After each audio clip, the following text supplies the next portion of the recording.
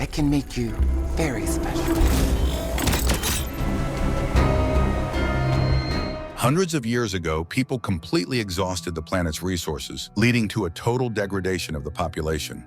The best scientists took it upon themselves to save the dying world. A renewable energy source was found. However, the greatest danger remained humanity itself. Differences led to divisions between the best and the worst. It was then decided to improve humans as a species. On their 16th birthday, everyone undergoes a procedure that makes them physically perfect. No longer does anyone need to envy others or prove their superiority. Tally is one of those waiting for that day. For now, she is called an ugly, but she has the opportunity to see what she will look like, as she can choose her eye color or skin quality. That evening, she sneaks onto a bridge where her friend Paris is waiting for her. They watch a party in the City of the Beautiful, envying those who are already there. Paris is 3 months older than Tally, and tomorrow he will undergo the operation and move to the city. Tally will have to wait her turn, and she fears that Paris will forget about her. But he assures her that she will always be his squints, and he will always be her nose. He arranges to meet her in a month. The next day, the students gather in the main hall to greet those whose time has come. Dr. Cable talks about all the advantages of being beautiful and calls forward the future beauties.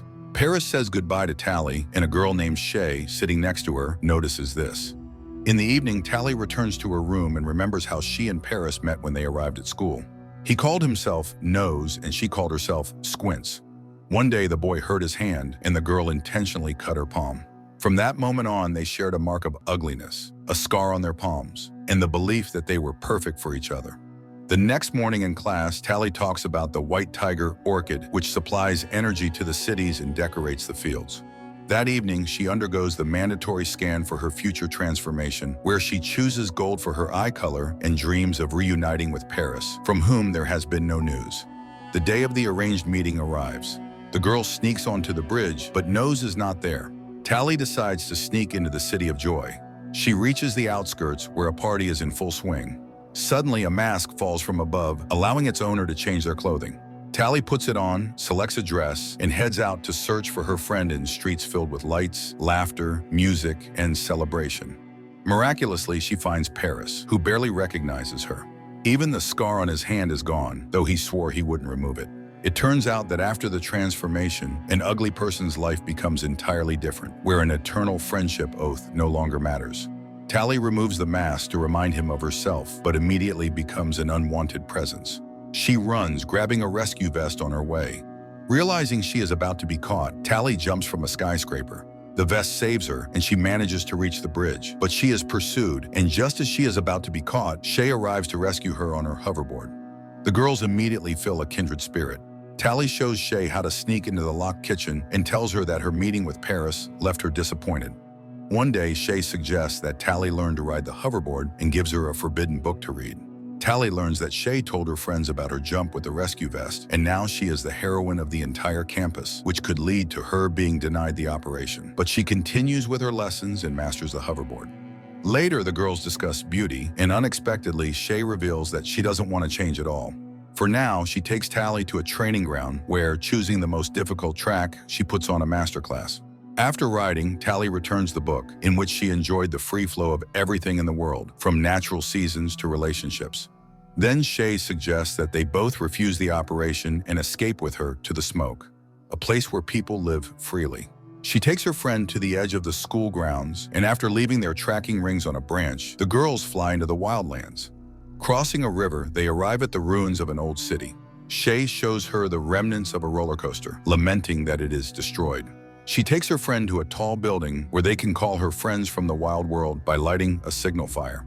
Shay explains that in the outside world, people work for themselves, love, and have children. There are even old people there. Everything is like in the book they read. Shay was planning to escape with her friend David when she saw Tally on the bridge and came to her rescue. She wants to read books and have hobbies because after the operation, a person no longer decides how to live. Tally doesn't understand this, as she has dreamed all her life of being beautiful. So Shay leaves her with a coded path to the smoke and departs with David, whose fire lights up on the neighboring rooftop. Tally returns to the city, where the day of her transformation soon arrives.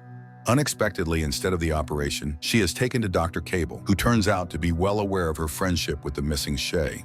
She insists that David is holding Shay against her will, brainwashing her. And only after Tally finds Shay and returns her to the city will she be allowed to become beautiful. A distressed Tally returns to her room where Paris visits her. He advises her to do as Dr. Cable asks, as it is the only way they can be together. Tally agrees. Dr. Cable explains that the residents of the Smoke are planning to destroy the city and have developed a weapon that Tally must find and neutralize. She sets off, receiving a pendant to activate when she finds the weapon. Tally follows Shay's instructions and after reaching the ruined roller coaster, rides it until she reaches an old railroad track. She camps in the forest for the night, lighting a fire, and unexpectedly finds charm in the surrounding nature.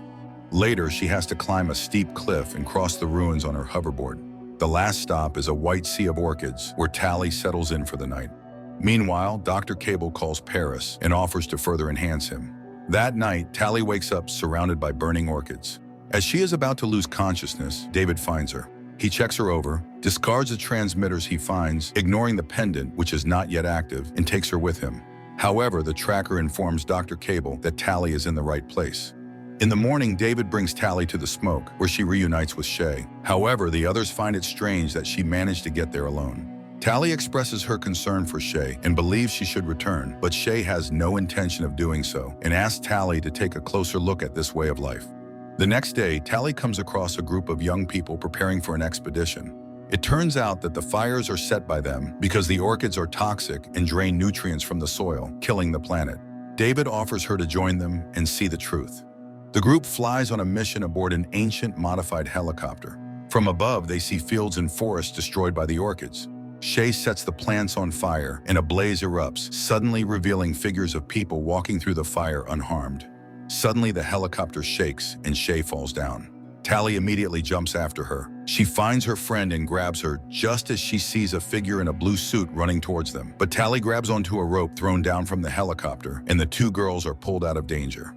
Later, they discuss what happened, confused about how the city's scouts found them. Tally feels guilty and torn, as after getting to know the inhabitants of the Smoke better, she has started to think differently.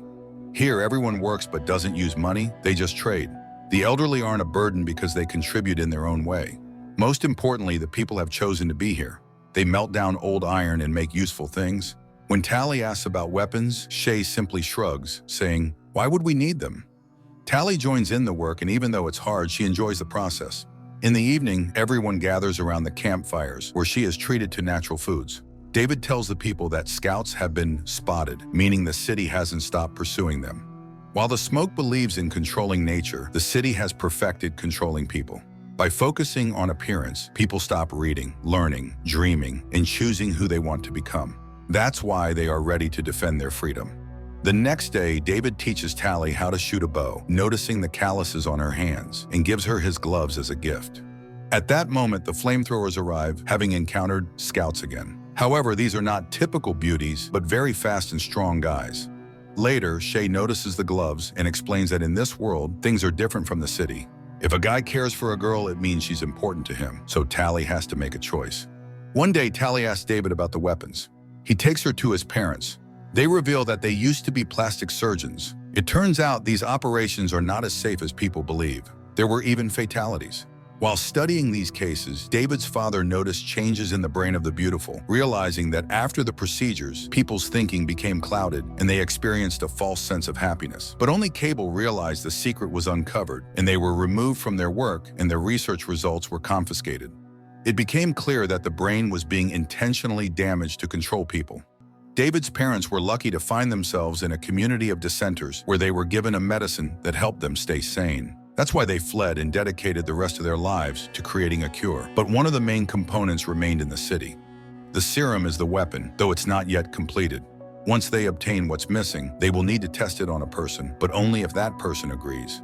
That night, Tally reflects on everything she's learned, takes off the pendant, and throws it into the fire, not realizing that by doing so, she activates it. She tells David what happened, but he reassures her that she has chosen the right path. He tells her she is beautiful and kisses her. The next morning, the city attacks the Smoke. Men in blue suits trap the residents of the Smoke in nets and gather them in the square. Tally holds back David, and they watch the events unfold from a distance. Cable interrogates David's parents, and when she gets no answers, she orders Paris to kill David's father. He reaches out and with one swift movement, snaps the man's neck. David rushes out, and together with his mother, they cry over his father's body. Paris sees Tally but doesn't touch her, while Cable thanks her for her cooperation, revealing her true mission. As Shay expresses her disgust towards her, David's mother secretly slips a vial of the medicine into her son's pocket. Tally breaks free, runs to David's house, and sets it on fire. In the chaos, David escapes into the forest. Tally, shooting her pursuer with a bow, also runs while the townspeople burn down the settlement and take its residents away. Later, Tally finds David and tells him that she didn't know the whole truth, and the residents of the smoke paid the price. She is ready to help him get to the city and fix her mistake. She takes him to the school, introduces him to Shay's friends, and asks them for help. The young people start a rebellion, writing the words "Smoke Forever" above the city, diverting attention from the main goal. Taking advantage of this, Tally and David sneak into the laboratory. But to access the right level, the school ring is not enough. David takes it from a guard, and the pair find and free the residents of the smoke. But Shay has already been taken for the operation. Tally, David, and his mother rush after her, but it's too late. Shay has been turned into a beauty, and she really likes it. At that moment, Paris and Dr. Cable enter the laboratory, urging people to finally make a choice. All three step into the transformation booths, but just as the process begins, a helicopter flies overhead, and David's friend uses a flamethrower to melt the outer glass. The system collapses, Tally pulls Shay out, and while David's mother finds the necessary component for the medicine, they escape. The group makes it to the roof, where they are stopped by Paris. Tally tries to remind him of their friendship, but he reaches out, and David, remembering his father's death, attacks the handsome man. After a struggle, Paris dangles over a waterway, and at the last moment, he recognizes Tally, but he slips and falls down. David leads Tally away. Later, the group gathers in the ruins of the ancient city. David's mother shows them the retrieve component and pulls the vial from her son's pocket. The medicine is finally ready, but Shay refuses to be the test subject, as she loves being beautiful. So Tally volunteers to return to the city, undergo the procedure, and then become a volunteer. It's very risky, but she is confident in her strength. Sometime later, the beautiful Tally admires the city and, when asked by the system, assures it that she is completely happy being perfect. The movie raises more questions than it answers. The city's motivation is unclear, as the beauties produce nothing but self-admiration, and the danger posed by the smoke isn't fully explained. But the visuals allow viewers to simply enjoy the beautiful scenes, forgetting about the absurdities of the plot.